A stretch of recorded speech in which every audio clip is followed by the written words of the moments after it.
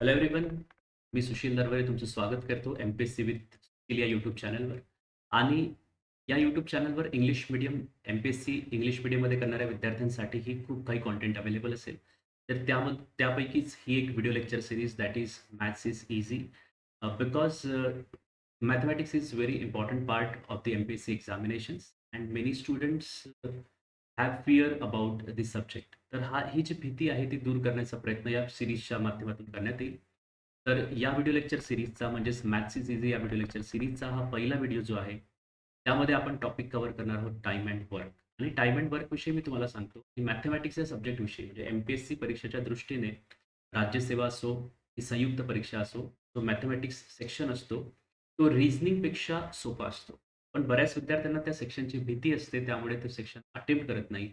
आणि जर तुम्हाला इतर विद्यार्थ्यांपेक्षा पुढे जायचं असेल, तर तुम्हाला मॅथेमॅटिक्सवर कमांड मिळवणे खूप गरजेचं आहे. आता टाईम अँड वर्कमध्ये आपण आज जो टाइप कव्हर करणार आहोत, दॅट इज टाइप 1. एकूण 4 प्रकारचे प्रश्न टाईम अँड वर्कमध्ये असतात. त्यापैकी type 1 we are going to cover here. Okay. तर चला प्रश्न वाचूया आणि त्यानंतर हा प्रश्नाचा पॅटर्न कसा असतो, इज अ क्वेश्चन पॅटर्न ते आपण समजू. 400 persons working 9 hours a day complete one-fourth of the work in 10 days. How many additional persons working 8 hours a day required to complete the remaining work in 20 days? म्हणजे बघा, what is the pattern of the question? Say 50 persons can complete a work in 80 days.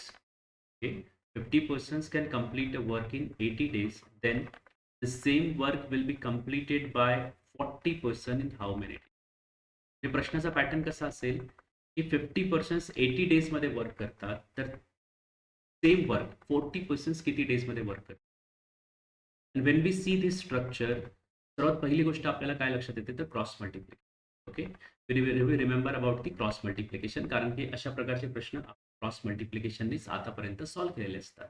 पण इथे आपण cross multiplication उपयोगात आणणार नाही, because cross multiplication is used only when the quantities are in direct proportion.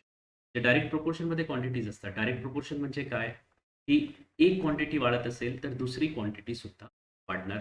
आणि inversely proportional quantities म्हणजे काय, एक क्वांटिटी वाढणार तर दुसरी क्वांटिटी कमी होणार. आता इथे बघा, number of persons, if we increase the number of persons, then definitely the time taken by them to complete a work will decrease. म्हणजेच नंबर ऑफ पर्सन जर आपण वाढवले, तर त्यांना लागणारा वेळ कसा होणार आहे, कमी होणार आहे. म्हणजे ते इन्व्हर्सली प्रोपोर्शनल क्वांटिटीज आहेत. So employees and number of days म्हणजेच time are inversely proportional quantities, म्हणून त्यामध्ये आपण क्रॉस मल्टिप्लिकेशन करणार. आणि हा जो टाइप 1 आहे त्याला तुम्ही हेडिंग सुद्धा देऊ शकता, no cross multiplication, no cross multiplication type. ठीक आहे. मग क्रॉस मल्टिप्लिकेशन करून सॉल्व्ह करायचं नाहीये, तर मग हा प्रश्न कशा प्रकारे सॉल्व्ह करता येईल. परत एकदा मी प्रश्न लिहितो. 50 व्यक्ती 50 persons can complete a work in 18 days. In how many persons, sorry, 40 persons will complete the same work in question mark days. ठीक आहे. अशा प्रकारचा प्रश्न होता. पण इथे एक लॉजिक तुम्हाला लक्षात ठेवायचं आहे, की कोणतेही कार्य किंवा कोणताही वर्क कंप्लीट करण्यासाठी लागणारे एकूण एनर्जी युनिट्स जे आहेत, total number of energy units in order to do a certain work will will remain same. मग 10 व्यक्ती त्या कार्याला किंवा वेळेला वर्कला करत असतील किंवा 20 व्यक्ती करत असतील, पण त्या कार्याला लागणारी एनर्जी जी आहे, एनर्जी युनिट्स आहेत, ते सेम असतील. आता 50 व्यक्ती जे आहेत, 50 persons can complete a work in 18 days, म्हणजे टोटल एनर्जी युनिट्स किती झाले, 50 इंटू 80. मग 40% सुद्धा ते कार्य करत असतील, तरी सुद्धा त्यांना लागणारे एनर्जी युनिट्स कसे असतील, सेमच असतील. त्यामुळे आपण इथे क्रॉस मल्टिप्लिकेशन न करता स्ट्रेट सरळ रेषेतील मल्टिप्लिकेशन, स्ट्रेट मल्टिप्लिकेशन करायचं. ते कशाप्रकारे, 50% 80 डेज म्हणजेच मल्टिप्लाय करणार आपण 50 into 80. the total energy units is 50 into 80. आणि सिमिलरली पुढचे एनर्जी युनिट्स किती होतील, 40 इंटू क्वेश्चन. अशा प्रकारे सरळ गुणाकार करायचा. 50 into 80 equals to 40 into question. आता क्वेश्चन मार्कची व्हॅल्यू काढायची आहे, तर आपण 40ला शिफ्ट करूया लेफ्ट साईडला. गुणाकारामध्ये आहेत, मल्टिप्लिकेशनमध्ये आहे, तर इथे येऊन काय होणार, डिवाइड. टॉप ऑलमध्ये येणार 41 जा 42 जा, म्हणजेच क्वेश्चन मार्कची किंमत किती, 100. म्हणजेच 40% will complete the same work in. अशा प्रकारे करायचं, क्रॉस मल्टिप्लिकेशन करायचं नाहीये. आता एक प्रश्न देतो, तुम्ही व्हिडिओ पॉज करून तो प्रश्न सॉल्व्ह करायचा आहे आणि त्यानंतर पुढे आपण 2 यामध्ये व्हेरिएशन जे असतात ते व्हेरिएशन सुद्धा बघूया. ठीक आहे. आता प्रश्न मी शॉर्टमध्ये लिहितो आणि या टॉपिकवरील प्रॅक्टिस पी-डी-एफसाठी तुम्ही टेलिग्राम चॅनल जॉइन करू शकता. जे इंग्लिश मीडियमचे विद्यार्थी आहेत ते एम-पी-एस-सी विथ सुशील हे टेलिग्राम चॅनल जॉइन करू शकता. आणि जे मराठी मीडियमचे विद्यार्थी आहेत ते सुशील दरबारे मॅथ्स अँड रिझनिंग हे टेलिग्राम चॅनल जॉइन करू शकता. ओके, तर प्रश्न बघा. 60 persons can complete a certain work in say 50 days. So the same work will be completed by with the in how many persons will complete the same work in 30 days हा प्रश्न आहे. Okay, 60 persons 50 days मध्ये work करतात तर x persons म्हणजे किती persons 30 days मध्ये work करतात. ओके, व्हिडिओ पॉज करून आधी सॉल्व्ह करण्याचा प्रयत्न करा. तर सॉल्युशन बघूया आपण कशा प्रकारे. तर इथे क्रॉस मल्टिप्लिकेशन आपण करणार नाही, सरळ मल्टिप्लिकेशन करणार. So total number of energy units will be 60 into 50 equals to काय होणार एक्स इंटू 30. तर आपण कोणताही गुणाकार किंवा मल्टिप्लिकेशन आधी लिहू शकतो. X into 30 which is equals to 60 into 50. So what is the value of X. एक्सची व्हॅल्यू काढण्यासाठी 30 जे आहे ते दुसरीकडे शिफ्ट करणार आपण. 60 इंटू 50 डिवायडेड बाय 30. 30 वन जा 32 जा which is equals to again 100. This is just coincidence की याच्या आधीचं उत्तर पण 100 डेज आलं आणि याचं उत्तर पण. ओके, आय होप की तुमचे उत्तर सुद्धा 100 डेज आलेलं असेल. ज्यांचं उत्तर 100 डेज आलेलं आहे त्यांनी नक्की कमेंटमध्ये लिहा आणि लाईक सुद्धा करा व्हिडिओ. ओके, आता बघा व्हेरिएशन कशा प्रकारचे असतात. तर व्हेरिएशन आपल्याला समजणे खूप गरजेचं आहे, कारण की जो राज्यसेवेमध्ये आलेला पहिला प्रश्न आपण बघितलेला होता तो प्रश्न सॉल्व्ह करण्यासाठी आपल्याला व्हेरिएशन्स नक्कीच लक्षात घ्यावे लागतात. Suppose it is written that A can complete, अशा प्रकारे जर लिहिण्यात आलेलं असेल A can complete a certain work. Sorry, A can complete 1/5 part of the work in 10 days. अशा प्रकारची माहिती असेल. A can complete 1/5 part of the work in 10 days. मग यावरून A कंप्लीट कार्य किती दिवसात करेल ते आपण काढू शकतो का? तर नक्कीच काढू शकतो. 1/5 part. What is meaning of 1/5? 1/5 means 1 out of 5. 5 पैकी 1. That means in order to complete 1 part A has taken 10 days. So in order to complete the work, he has to complete the 5 parts. म्हणजेच एक part A जो आहे तो 10 दिवसात पूर्ण करतो, तर 5 पार्ट किती दिवसात पूर्ण करेल? 50 डेज मध्ये पूर्ण.